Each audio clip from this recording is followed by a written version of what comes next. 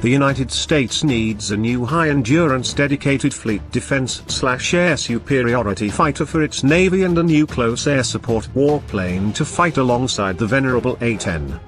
But our most critical need is an effective air superiority fighter for our Air Force that provides genuine air power at a price we can afford. The Air Force's F-22 Raptor is too expensive to procure and spends too much time on the ground undergoing maintenance. The F-35 is a jack of all trades, master of none strike fighter that spends too much time on the tarmac and costs far too much to support over its service life. But all is not lost. With a small, disciplined, vendor-independent fighter design team led by actual fighter pilots, the US could begin production of a new world-class fighter in large numbers in 9 years or less. Embodying the spirit of the P-51 Mustang, the best and most important fighter of the Second World War, the F-45 Mustang II, our new air superiority fighter, will cost less than the newest version of the multi-role F-16 Viper.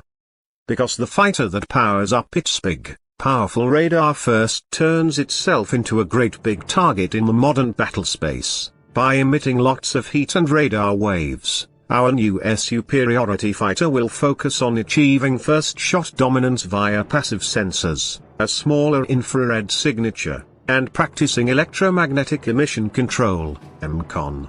To speed development and save on cost, this single-engine fighter will be built using the best of existing vetted technology. Because of superior aerodynamics, that is, because it won't be crippled by a large front-facing radar and stealth shaping requirements, its range will be superior to our current fighters. And it will have a truly useful supercruise capability. Most importantly, unlike the F-22 or the F-35, which are capable of flying only a single sortie mission every 2 or 3 days, the F-45 will be capable of 2 to 3 sorties per day for many months at a time. Since the rule of thumb is that you buy fighters by the pound, our 21st century Mustang will be light, lean, and lethal. On top of their greatly reduced cost, smaller fighters are better in a dogfight.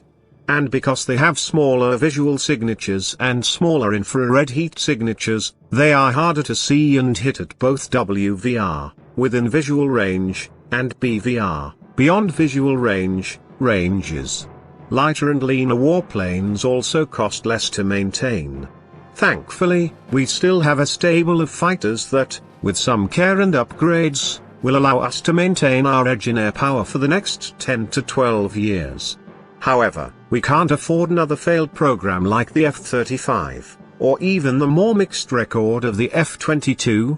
Yes, the F-22's metrics are impressive. But no matter what your thrust-to-weight ratio is, or what your sustained turning rate is, or how expand radar stealthy a warplane is, you aren't a good fighter if, like the F-22, you are struggling to fly once every 2 or 3 days. Effective air power comes from planes that are actually flying, not from expensive, high-tech sitting ducks on the tarmac that are being constantly maintained and repaired.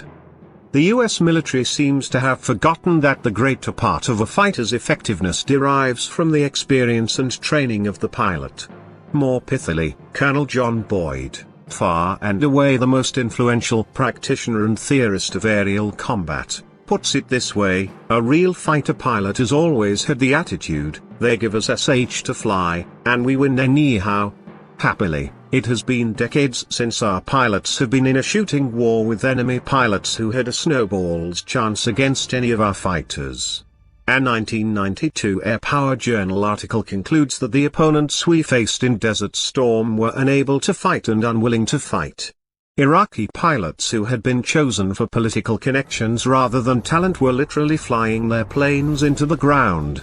Things were even more lopsided during Operation Iraqi Freedom, when over 1,800 coalition aircraft completely dominated the airspace with no air-to-air combat of any significance. But the downside of being so utterly dominant is that you get used to pervasive no-risk coverage by support planes such as airborne refueling tankers and airborne warning and control system planes, AWACS. when facing competent opponents, things will be different.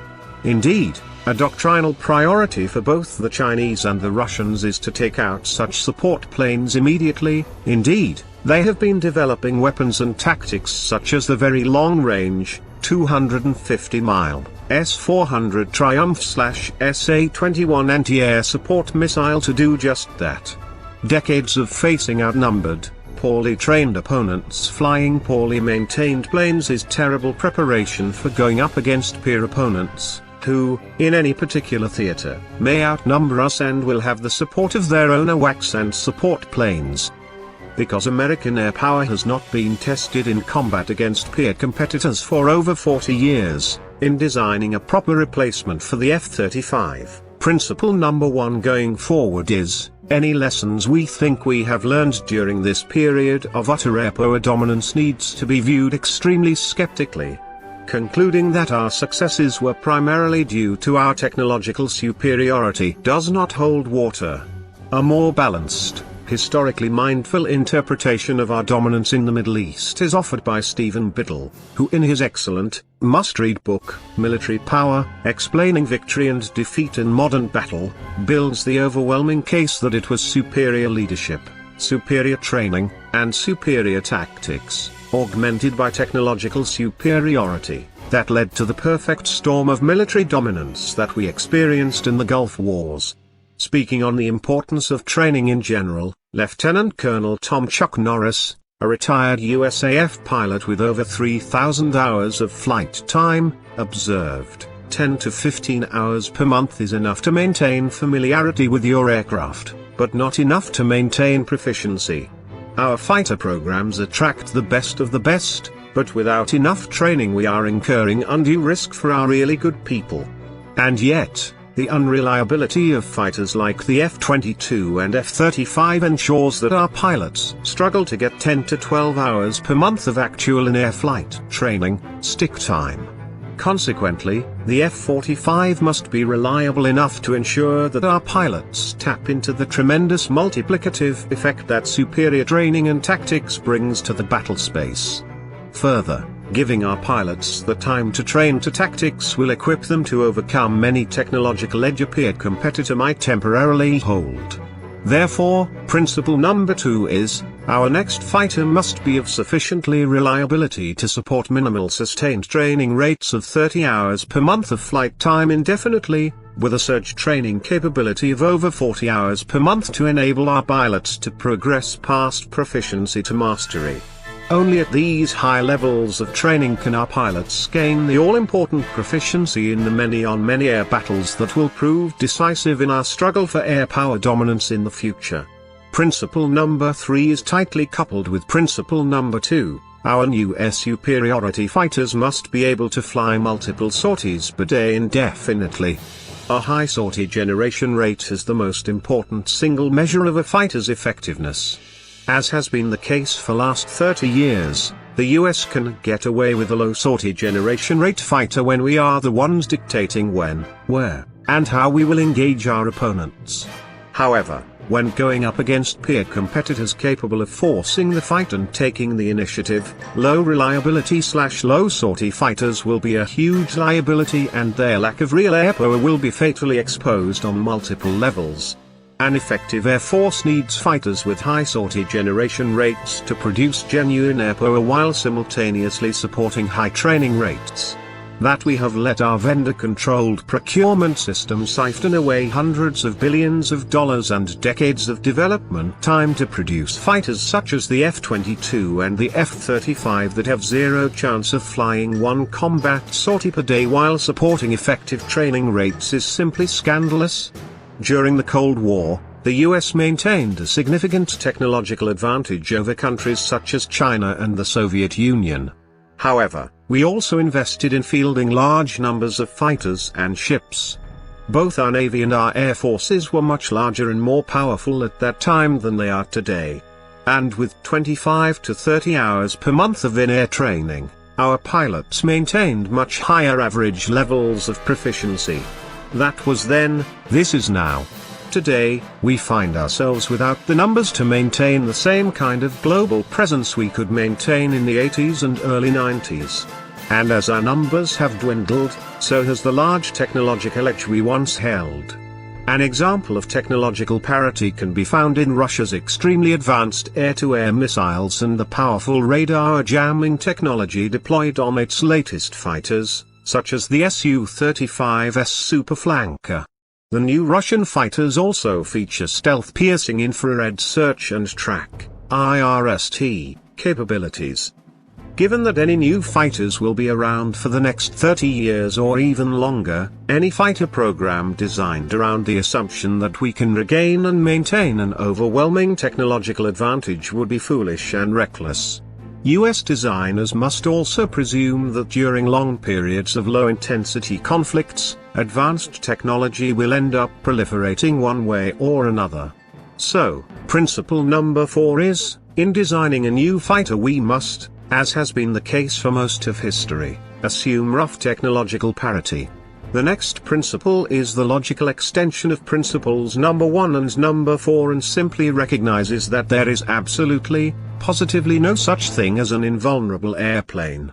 Anyone talking about the invulnerability of any fighter or cloud of fighters should be disqualified from being involved in fighter design.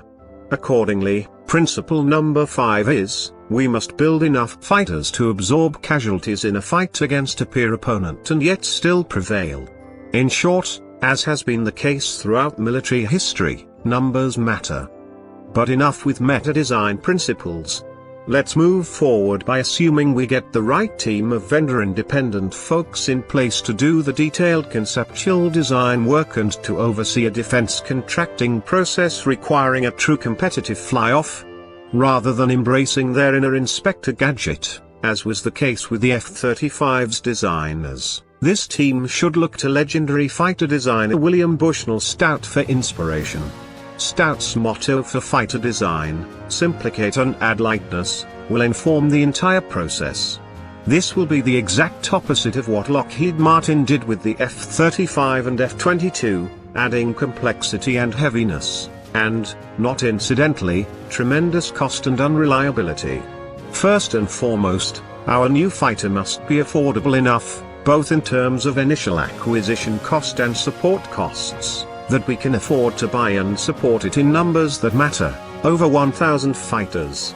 As a point of reference, we will use Sweden's impressive $61 million, £15,000, multi-role Saab Gripen Jazz 39C as an example of a modern, world-class fighter that costs about 1/3 to 1/5 as much to fly per hour as does the F-35A.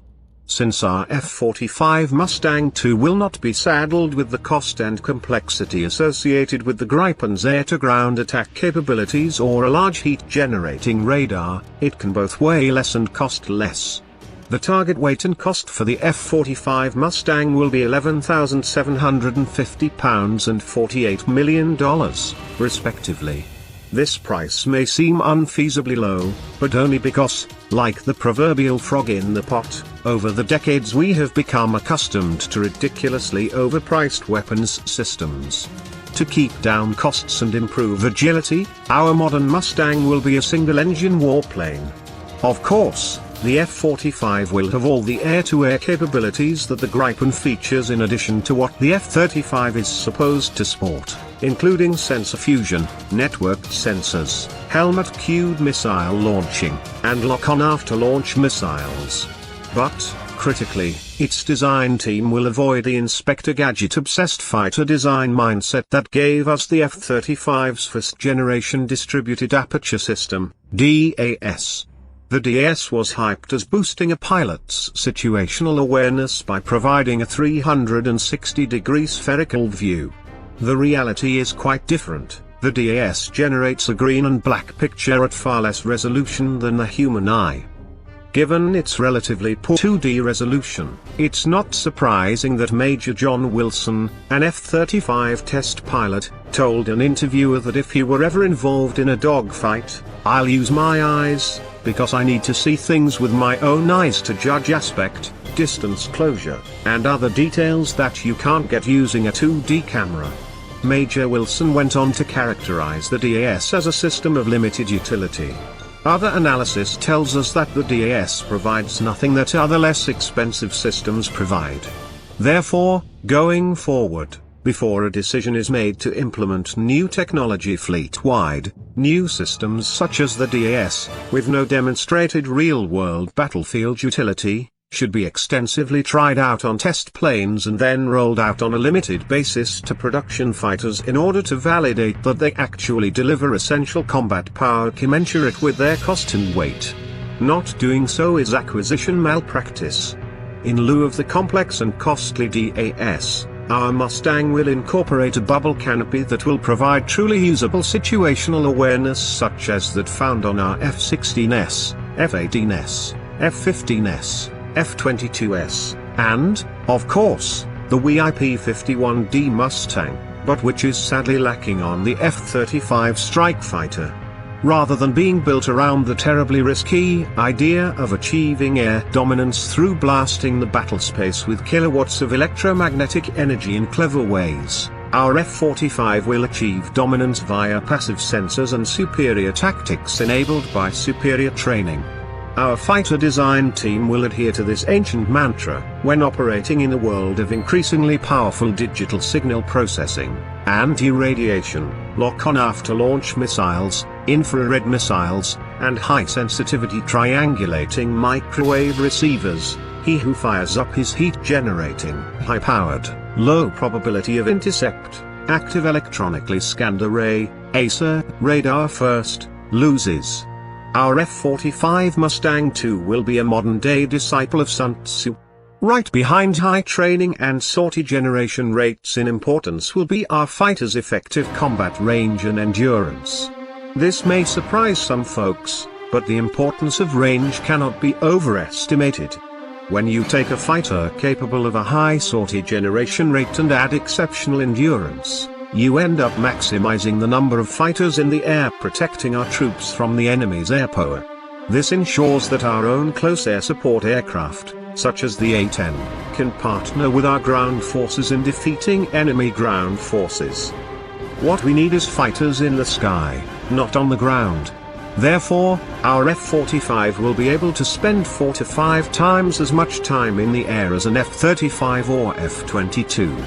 Additionally, range and endurance becomes even more important when your airborne refueling tankers must stay far away from the battle space to avoid being shot down, as will be the case when facing a peer competitor such as Russia or China.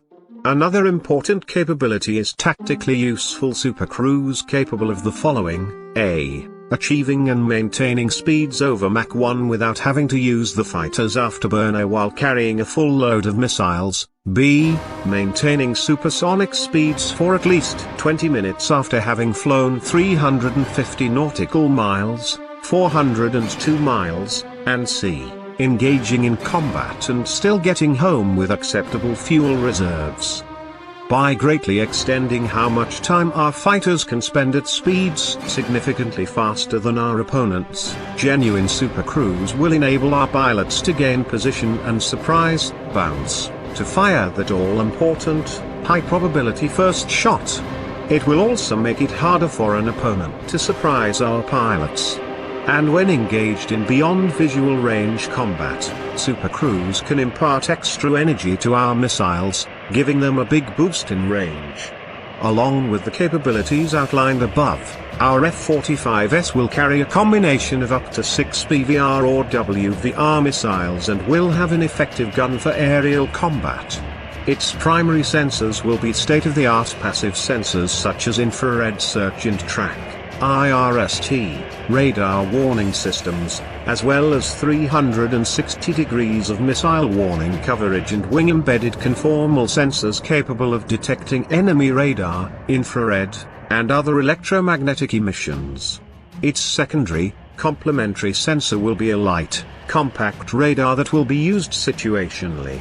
The upshot here is that its passive sensor technology will allow it to get the drop on fighters foolish enough to try to use their radar to locate it. So far, we've discussed supercruise and the importance of range and endurance metrics. But what about stealth? We gotta have radar stealth. Actually, no we don't. The reason why is that contrary to the irresponsible, overhyped portrayal of stealth, the limited X-band radar-focused stealthiness of planes such as the F-35 and F-22 exacts a huge penalty. So-called stealth planes have much higher initial acquisition costs and higher maintenance costs, carry fewer weapons by weight, have less range, and take a hit in overall aerodynamic performance. With all these design penalties accounted for, however, stealth might be worth it, if it worked as advertised, but it doesn't. Even as you read this, China, Russia, and many other countries have the ability to detect the F-35, and even the F-22, from hundreds of miles away. In fact, the radars used during the Battle of Britain could have tracked both the F-22 and the F-35 at ranges approaching 100 miles. While UHF/VHF radars may or may not be accurate enough on their own to guide missiles directly into stealth planes, they are plenty accurate enough to direct anti-stealth/IRST equipped fighters to intercept stealth fighters, as well as queue up anti-stealth radars that can launch surface-to-air missiles at our so-called stealth fighters. Anti-stealth developments such as quantum radar are far outpacing any possible advances we will see in stealthy platforms. Moreover, advances in infrared detection technology such as quantum well imaging photodetectors, QIP, completely ignore efforts to make planes harder to see on radar. So, while the F-45 will have a small radar signature similar to that of Sweden's Gripen, it makes no sense for it to incur the huge radar stealth penalty given that it will be around for the next 30 to 40 years. The F-45's airframe will benefit from the cost decreases we have seen over the last 20 years for high-end, high-strength-to-weight composites, allowing its designers to add lightness and the ability to carry more fuel. It will have a small infrared signature, a small visual signature, and, while not technically being a radar stealthy plane, it will have a smaller radar signature than an F-16. It will have excellent range, endurance, and agility. And it will cost less to support than F-16 Vipers or even a Saab Gripen. Shrewdly integrating only pre-existing, mature, best-of-breed components will create a plane greater than the sum of its parts. Critically, it will be reliable enough to execute multiple sorties per day, while enabling our pilots to get the all-important 30 hours of stick time per month that they need and deserve. The F-45 will be a blast to fly.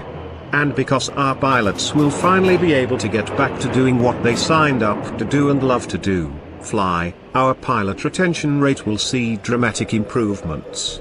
Critics might say that the above table makes the F-45 look like some kind of fantastical superplane, but it most certainly is not. The key here is that a well-designed, modern fighter such as the F-45 built for a reasonable price stands out like a